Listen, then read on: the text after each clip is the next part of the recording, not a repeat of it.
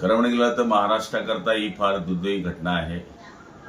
महाराष्ट्राचा खरा दादा आणि बारामतीचा किल्लेदार, वक्तशीरपणाचा माणूस, अजात शत्रू आपल्यातून हिरावून गेलेला आहे. खरं म्हणाल ते महाराष्ट्राचं फार मोठं नुकसान आहे. ते कोणत्या पक्षाचे होते पेक्षा ते सगळ्यांचे दादा होते.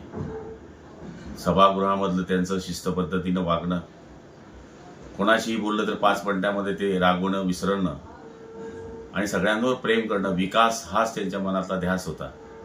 आज महाराष्ट्राला ही फार मोठी पोकळी निर्माण झालेली आहे. ही पोकळी कधी न भरून निघणारी आहे. हे फक्त पवार कुटुंबाचं दुःख नाही, हे आमच्यासारख्या, तुमच्यासारख्या दीनदलित, पीडित, शोषित सगळ्या लोकांचं भयानक दुःख आहे.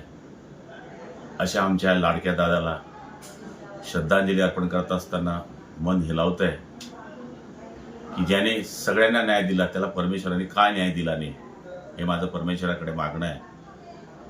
पण असो, झालेली घटना ही सत्य आहे असं मी मानतो आणि ते आपण पाहिलेलं आहे. अशा आमच्या दादाला जळगाव जिल्ह्याच्या वतीनं मी भावपूर्ण आदरांजली अर्पण करतो. ओम शांती.